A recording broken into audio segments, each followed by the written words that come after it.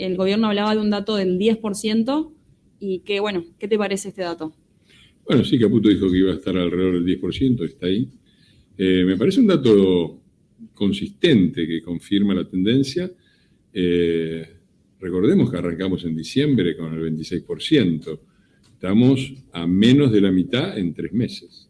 Me parece que es un avance espectacular y que creo que obviamente es una buena explicación de la situación tan difícil que estamos viviendo, porque desde el punto de vista obviamente de los salarios, de las jubilaciones, del nivel de vida, en estos meses han sido difíciles y probablemente los 2 que vengan también.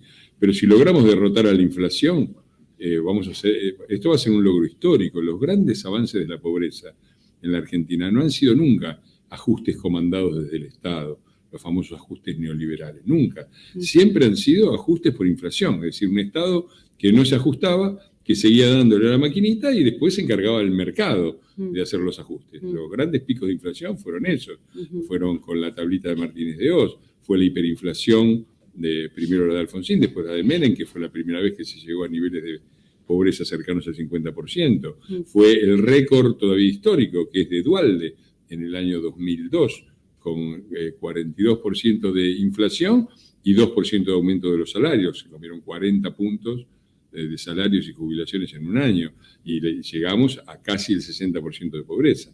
Entonces, derrotar definitivamente la inflación, que ha sido el cáncer que ha comido la economía y el futuro de nuestro país y los ingresos de todos, es un logro histórico y creo que a pesar de lo duro que es, vale la pena el esfuerzo. El último año... El último trimestre.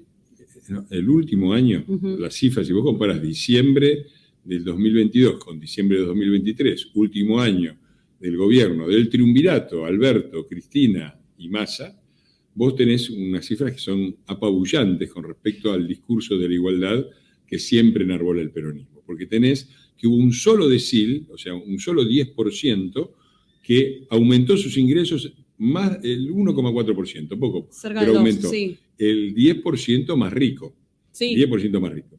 Los 2 deciles más pobres, es decir, el 20% más pobre de la población, tuvo una pérdida de alrededor de 13, 14 puntos en un año. Exacto. Los más pobres. Eso fue lo que vimos. Y la clase media, de la que habla Carrió, tuvo un retroceso, los que están en el medio, de alrededor del 9-10%. Entonces, es muy lindo cantar la marchita, hablar de los derechos de los trabajadores y después las políticas concretas del gobierno peronista de los últimos 20 años han sido patéticas, por eso tenemos niveles de pobreza, han dejado el país con niveles de pobreza del 45% y de más del 50 y pico por ciento en los niños, ¿no? Entonces, me parece que eso es indignante. Con respecto a lo de Carrió, yo no concuerdo. Yo siempre voy a estar orgulloso de haber formado parte de aquel bloque de la coalición cívica que en el 2007, cuando toda la Argentina aplaudía al kirchnerismo, porque todavía la economía habían armado esto que arma siempre el peronismo, 3, 4 años de fiesta, manteca al techo, con Perón, con Menem, con Kirchner, siempre han hecho lo mismo.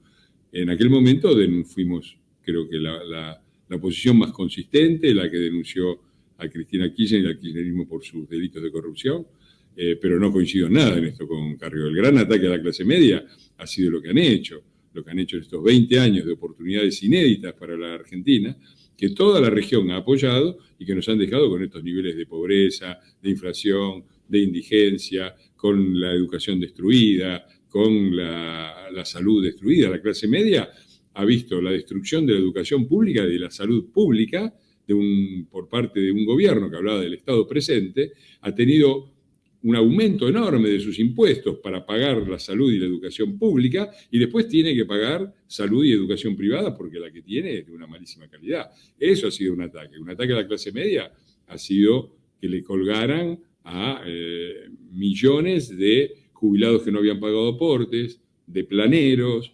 Entonces, me parece que ha habido de empleados estatales sin funciones reales, porque prácticamente se duplicó la planta del Estado y los servicios del Estado no han mejorado, sino que han empeorado. Entonces, ese me parece que ha sido durante 20 años el peor ataque a la clase media. Me parece extraño que Carrió no lo vea porque es muy evidente. La Argentina, en el tema de inflación, ha sido una política distinta a toda Latinoamérica y similar a la de Venezuela, que es control de precios, los sindicatos controlando las góndolas, todo eso no ha funcionado. Precios cuidados, nada de eso ha funcionado. La Argentina tiene el récord mundial, el año pasado además, récord mundial de inflación, con más de 300%. El segundo es Turquía con el 60%, ¿no? Rusia, que está en guerra, y Ucrania, que está en guerra, están abajo del 10% anual.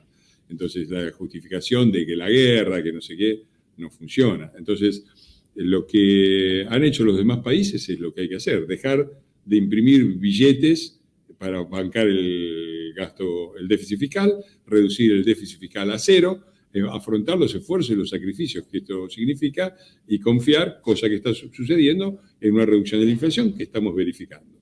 El caso, esta liberación de los precios, en el caso de las prepagas, tiene una componente particular que el gobierno creo que debió analizar primero y que creo que está analizando ahora, que es, primero, la cartelización. Son muy pocas empresas que manejan casi todo el mercado, se ponen de acuerdo entre ellas, suben todas juntas, vos no tenés opción. Pero además el régimen de las prepagas es un régimen especial, porque si vos, no sé, una empresa que produce, no sé, ropa, ¿no? Y la vende a un precio abusivo, cosa que sucede porque la ropa argentina es muy cara y de calidad inferior a la que se compra en cualquier lugar del mundo, ¿no? Pero, y a vos te aparece un competidor, vos estás obligado a bajar el precio porque el que compra elige entre dos productos y dice, no me compro el pantalón con vos, me compro este que es mejor o que es más barato, ¿sí?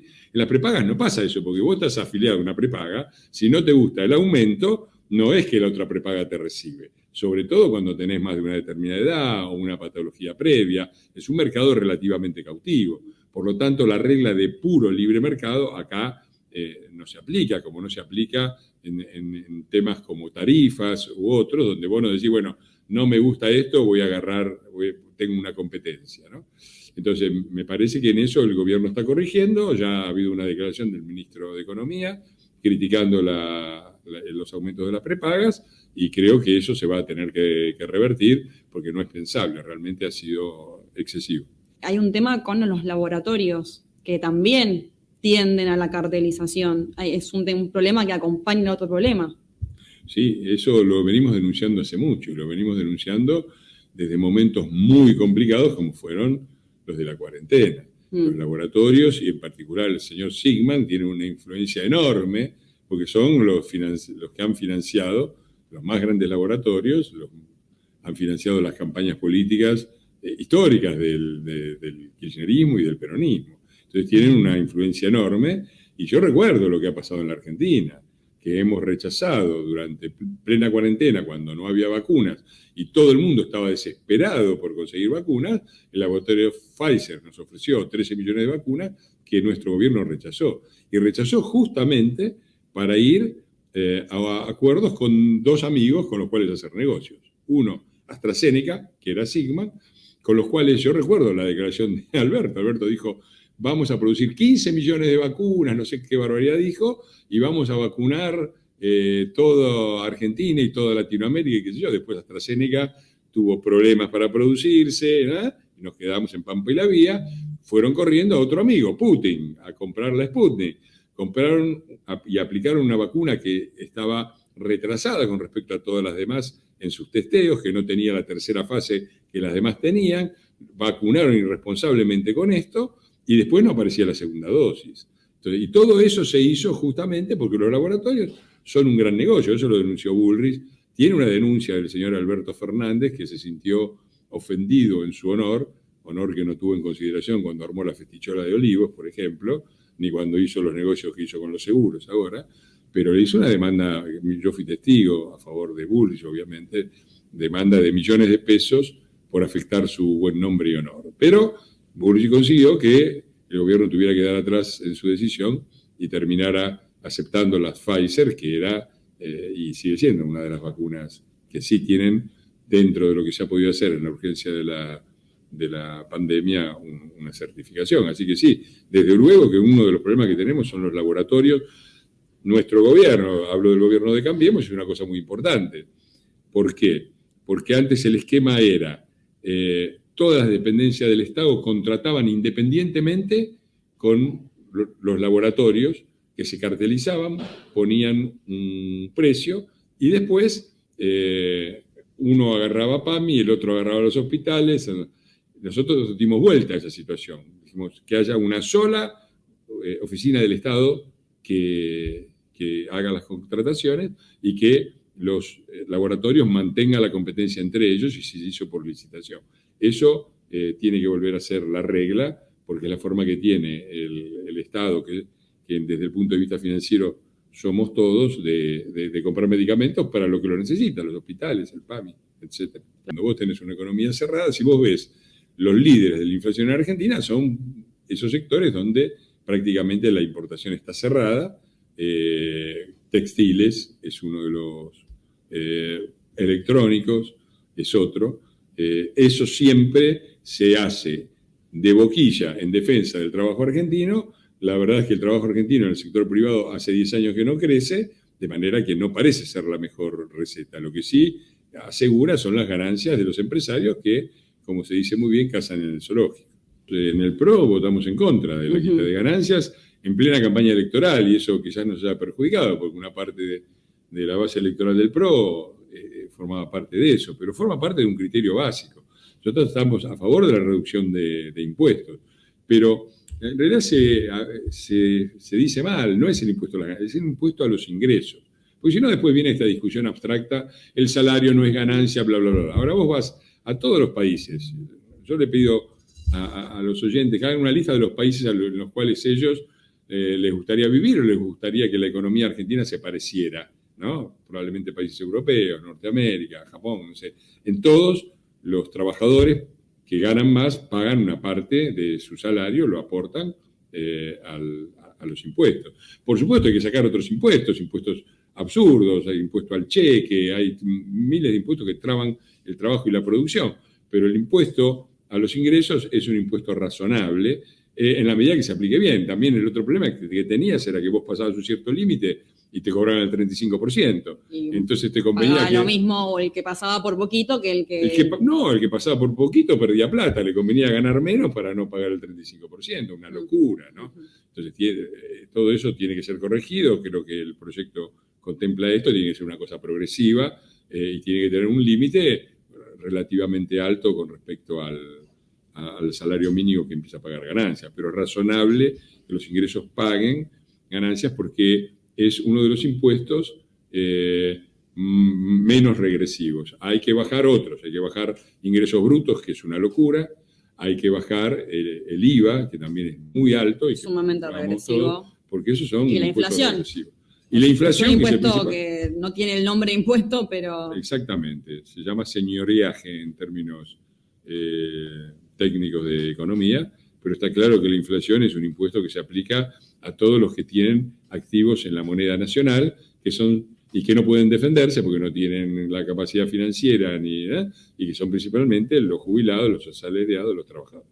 ¿Cómo ves los nuevos valores que se proponen en la reforma fiscal para el impuesto a las ganancias? Mira, no los he analizado a fondo, pero en principio sí, es una tabla progresiva que arranca, creo, de 1.800.000 para y personas que estén para solteras y 2.200.000 para casados. Me parece que es un nivel razonable. Digamos la verdad también, son salarios que cuando uno lo pone en dólares y lo compara, digamos, 2.200.000 es un salario bueno, es más o menos lo que gano yo como diputado, pongamos, parece mucho y es mucho comparado con los ingresos que hay en salarios. Argentina. Pero si uno mira los precios a donde se y si miras también a nivel internacional, es lo que gana una cajera de supermercado en Europa. Entonces, este es un problema central. La Argentina lleva 20 años de hablar de derechos y nunca habla de obligaciones, y por lo tanto habla siempre del reparto, de la justicia social, y nunca nos preocupamos por producir, porque para repartir algo tenés que producirlo. Entonces hemos tenido un país que en estos 20 años ha retrocedido enormemente en todas sus capacidades productivas, donde los sectores más competitivos, que son los sectores exportadores, porque eso tiene una lógica. A ver, si vos tenés un producto de buena calidad, competitivo a nivel internacional, al nivel de todos, no te quedás en el mercado argentino, que es un mercado así chiquitito, exportás. Tratás de conquistar el mundo con un producto bueno. Si no exportás, y bueno, es porque no tenés un producto competitivo. Entonces, acá han predominado, todos los sectores exportadores hablo del sector agropecuario, combustible, la economía del conocimiento y de la información, los chicos que laburan exportando conocimiento, que llegaron a juntar 8.000 millones de dólares de balanza comercial positiva, ¿eh? Todos esos son los que pagan la fiesta, los que pagan la fiesta de los que cazan en el zoológico, de los sectores que se la pasan hablando del mercado interno y bla, bla, bla, bla, pero después no tienen capacidad, ¿no? Y eso es muy triste, porque cuando vos subsidiás, por ejemplo, cuando vos permitís que en Argentina solo vendan notebooks o computadoras o las industrias, entre comillas, nacionales, que son sobre todo ensambladoras, creás un fenómeno donde protegés una serie de trabajadores, que son muy pocos, son alrededor de 8.000, creo, la industria de tierra electrónica de Tierra del Fuego, pero lo pagan los cientos de miles que trabajan con eso. ¿Quién usa? Si vos producís información y conocimiento, vos sos un arquitecto y exportás planos o sos un consultor financiero y exportás... ¿Con qué trabajás? ¿Trabajás con una computadora? ¿Trabajás o producís diseño o sea, todos los que son los oficios típicos del siglo XXI y son los oficios del futuro. Y bueno, necesitas una buena computadora, una buena conexión a internet, un buen teléfono. Bueno, todos esos son los que pagan. Entonces, eso ha creado... Si vos te pasás 20 años subsidiando a los sectores menos competitivos y sacándole la plata para subsidiarlo a los sectores más competitivos, con el cuento de que estos ganan bien y los otros hay que mantener los puestos de trabajo, después de 20 años... ¿Qué tenés? Una economía hecha de sectores que no son competitivos, que tiene déficit comercial. Bueno, el desastre que se ha heredado del gobierno anterior. Creo que un régimen de promoción que lleva 50 años hay que suprimirlo, porque un régimen de promoción se puede entender y puede ser razonable si vos lo aplicás por un periodo de tiempo. Porque bueno, ok, yo te voy a dar 10 años para que vos desarrolles una industria. Puede ser, en algunos casos puntuales, hasta razonable eso, darle algún tipo de exenciones fiscales o de ventajas competitivas con respecto a los otros. Ahora, llevas como 50 años de eso y lo que producís, vos hoy salís a comprar un teléfono en Argentina y es carísimo con respecto a los precios internacionales y creás otro sistema de injusticia social, porque quienes pueden viajar al exterior, es decir, la clase media alta para arriba, se vuelven con un teléfono que vale la mitad o que es mucho mejor que el que compras en la Argentina. El que está obligado a comprar acá porque no puede viajar, paga el doble. Entonces, otra vez afectás a los sectores que decís defender, ¿no? Bueno, la información que tengo yo es lo que está circulando más o menos entre los bloques. El gobierno creo que ha aceptado, ha tomado quizás la estrategia que debió haber tomado antes, que es de consensuar antes de mandar la ley y de tirarla al medio del recinto. Dicho esto, yo creo que la anterior ley no fracasó por los tuits de Milei o por la estrategia legislativa. Fracasó porque tocaba intereses muy concretos, se paró, vaya casualidad, en el tema de los fideicomisos, que es una caja negra que nadie quiere... Fideicomisos hay gente que dice, mira, hay que separar. Hay algunos que tienen buenos fines y que funcionan bien. Está muy bien. Lo que hay que hacer es controlar. No pueden no estar sujetos al control del Estado. Es dinero que proviene de las arcas públicas o de recursos que el Estado impone, por lo tanto tiene que haber un control y tiene que haber una diferenciación. Hay algunos fideicomisos que son razonables, todos los países tienen fideicomisos, algunos que tiene la Argentina son absurdos, ¿no? Entonces, se paró ahí. Yo creo que la nueva ley demuestra, en primer lugar, el gobierno arrancó con más de 600 artículos, ¿no? Lo bajó a 400, igual no se aprobó. Ahora estamos hablando de 200 y pico. La verdad que acusarlo de inflexibilidad es un poco mucho. Es decir, me parece que en esto va a pasar lo mismo que con el pacto del 25 de mayo. Se acabó la excusa para decir que no. Vos podés decir, a mí no me gusta mi ley, no me gustan los tweets, no me gusta el estilo, no me gusta nada, lo que sea. Pero vos, en el momento de votar, yo como diputado tengo que pensar si la ley ayuda al país y ayuda a desarrollarlo o no.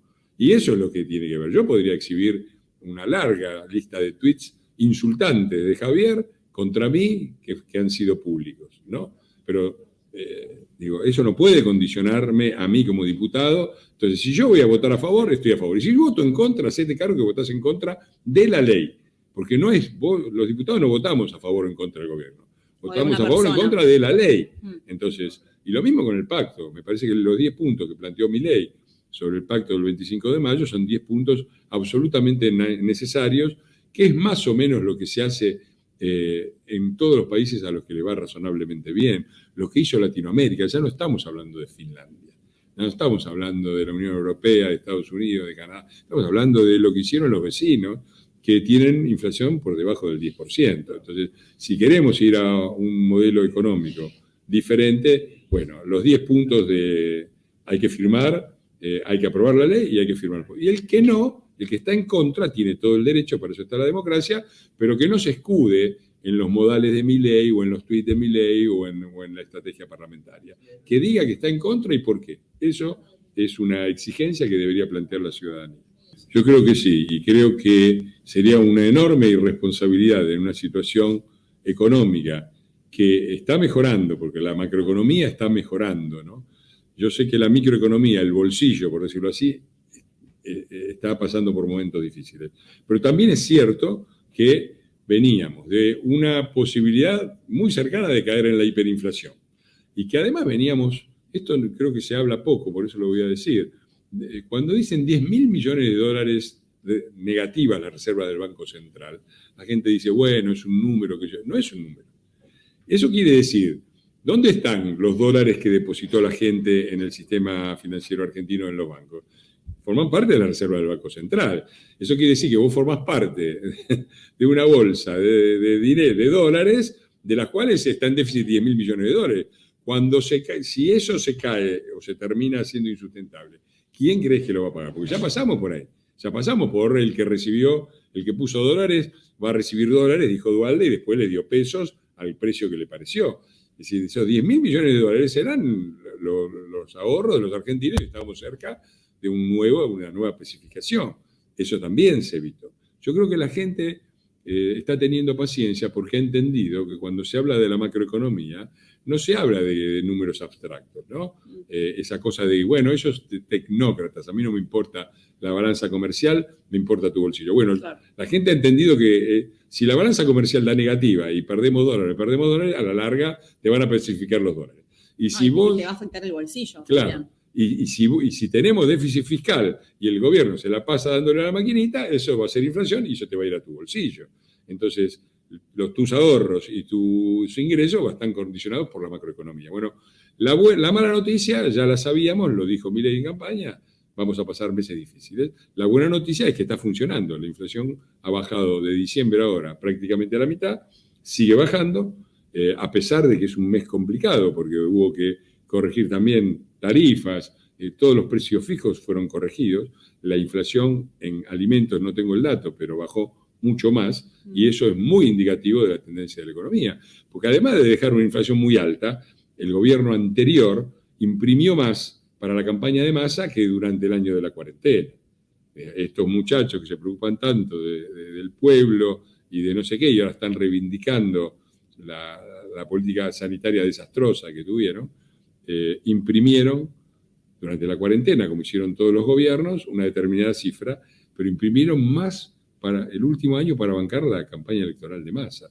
Y toda esa inflación es como cuando vos abrís la represa de Itaipú. No es que inmediatamente vos abrís la represa de Itaipú y el agua sube en Rosario. No, va bajando, ¿no? La inflación vos imprimís y todos esos billetes se van volcando a la economía y empiezan a circular y circulan cada vez más rápido y eso causa la inflación. Bueno, estamos en eso y el gobierno está corrigiendo la macroeconomía. Esa es una buena noticia. Y yo creo que en 2 o 3 meses vamos a tener un impacto muy positivo en la economía también. ¿Massa dónde está?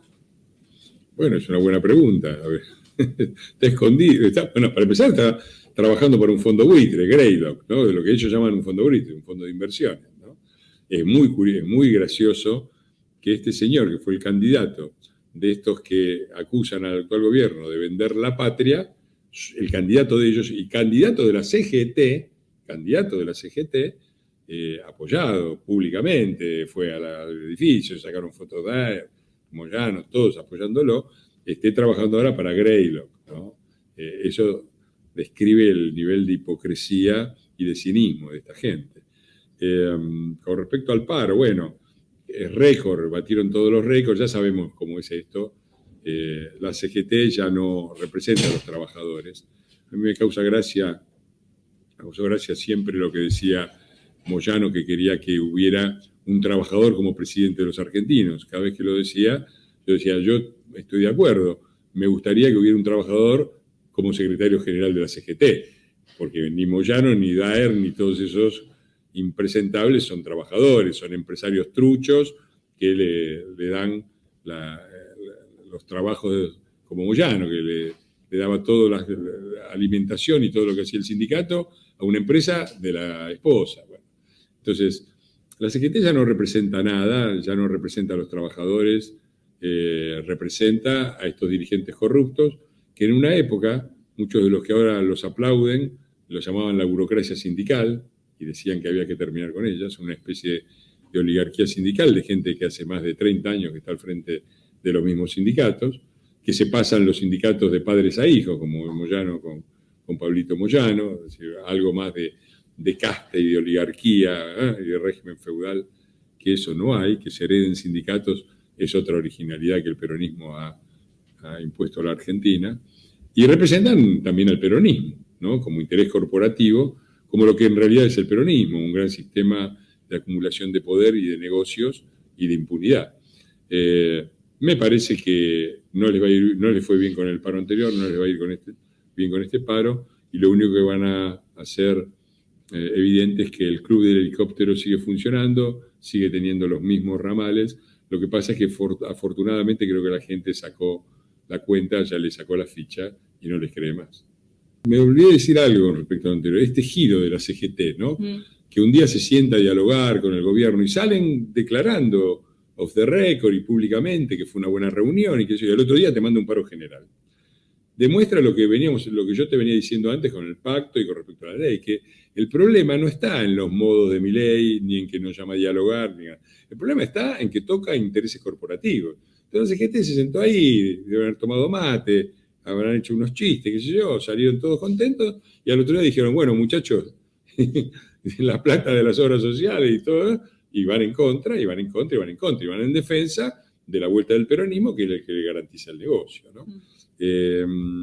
Me parece bien, me parece otro gesto de flexibilidad y de razonabilidad del gobierno que, a pesar de las críticas muchas veces injustificadas, demasiado fuertes que se le ha hecho al radicalismo, me parece que hay una generalización sobre todo. Creo que hay una parte del radicalismo que merece una crítica muy, muy fuerte y otra parte está muy dividido el radicalismo. Por eso, me parece que personajes como Lustó o Morales merecen las críticas del gobierno, otros sectores creo que no. De Loredo a la cabeza, que es el que por ejemplo, de Loredo y muchos otros diputados muy valiosos del radicalismo, que yo aprecio mucho. Me parece un buen gesto del gobierno que le haya dado esta iniciativa al radicalismo y me parece una demostración de razonabilidad que pone otra vez en claro las cosas. ¿Estás a favor o estás en contra de la ley? No te escudes en otras cosas. Para vos se queda corta esta reforma, está bien, ¿no? Porque hay un debate frente a lo que proponía el DNU, esto es más acotado. Mirá, para mí sí, yo si pudiera, si fuera el emperador y pudiera sancionar una ley, iría bastante más a fondo. Pero por suerte no soy el emperador de nada, por suerte esto es una república y hay que aprobar las cosas en un congreso que tiene diferentes matices. Entonces, yo espero que se vaya todo lo más profundamente que se pueda, espero que se apruebe esta ley y todo lo que tiene que ver con esta reforma que viene en la ley bases. Y para avanzar tendremos tiempo, pero me parece que en este momento es momento de dar una señal muy fuerte a la ciudadanía de que estamos por el cambio, de que aquellos que formábamos parte, porque es toda una discusión esto, de Juntos por el Cambio, que llevaba la palabra cambio en su nombre directamente, realmente apoyamos el cambio y no andamos buscando excusas para quitarle el culo a la jeringa, como dicen algunos. Te contesto, pero la última porque me están esperando para una reunión. Me quedó ¿te pongo una más? Bueno, una última. Entonces te la contesto rápido. Mirá, el DNU está previsto por la Constitución. Hay un artículo específico de la Constitución que establece las condiciones: excepcionalidad, emergencia y urgencia. Si alguien dice que el DNU no es constitucional, como hace, por ejemplo, Martín Lustó, tiene que explicar si la Argentina no está en una situación excepcional de emergencia y de urgencia. Y de urgencia en el sentido de que el trámite legislativo no podía proveer con la suficiente rapidez toda una serie de instrumentos que el gobierno necesitó para parar la hiperinflación y el desastre inminente que se venía. Entonces me parece que acá también se utiliza las excusas, ahora se han hecho constitucionalistas hasta los peronistas. Hasta los peronistas que para ellos Alberdi era el diablo, ahora te salen y te dicen no, porque Alberdi dice aquello, dice lo otro. Bueno, bienvenidos al constitucionalismo, bienvenidos a la República, es una buena noticia, pero muchachos, no vengan a correr a los demás con argumentos falsos. La Argentina está en una situación excepcional, lo que heredó este gobierno desde el punto de vista económico, social, educativo y el que vos quieras poner, fue un enorme desastre, un desastre excepcional. Había una emergencia y había una urgencia que el trámite legislativo tradicional no podía prever. Por lo tanto, aquellos que se metan contra el DNU y van a tener que poner la cara y explicar por qué, y hasta ahora no lo han hecho. La última. Se armó el miércoles un quilombo en la Comisión de Juicio Político, ¿no? Y ahora en la parte Radiolandia de la política argentina. Bloque de la Libertad Avanza, ahora se separó Oscar Sago, quilombo. ¿Cómo ves este problema que se presentó? ¿Te parece innecesario? Bueno, yo le doy en primer lugar la bienvenida al peronismo, a las convicciones republicanas y a la Constitución de Alberdi, parece que la descubrieron ahora, y le doy también la bienvenida a la Libertad Avanza a la política. La política es difícil, de afuera parece fácil, lo digo yo me metí porque Carrió me propuso ser diputado, yo era un escritor, un periodista, yo tengo 38 años del sector privado y 10 como diputado, y no es fácil, y es algo que votó la Argentina. Los que votaron, y yo también lo voté en el balotaje a Milei, votamos sabiendo que iban a asumir diputados y senadores con muy poca experiencia y que se había en un bloque que se habían conformado a último momento. Yo trabajé 20 años en el deporte y sé muy bien que aunque te traigan las mejores estrellas y vos tenés que armar un equipo con las mejores estrellas y te va a llevar un tiempo, difícilmente salgas campeón el primer año. El primer año nadie sabe quién es quién, no sabes en quién confiar, este se lleva mal con aquel, el otro se fue. Siempre pasa eso, ¿no? Entonces, bueno, creo que forma parte del aprendizaje, es una interna de la Libertad Avanza, la tienen que solucionar ellos y espero que lo hagan rápido porque necesitamos ponernos a trabajar por eso, en acá, todo por sí o por no. ¿Va a afectar el tratamiento de la... No, yo espero que no, me parece que Sago se fue con muy pocos diputados, son 3, no son muchos, y además dijeron que mantienen, en sus palabras, su apoyo al presidente Milei y calculo que lo van a hacer. Clarísimo. Bueno, Fernando, muchas gracias por el tiempo. Gracias a vos por la invitación.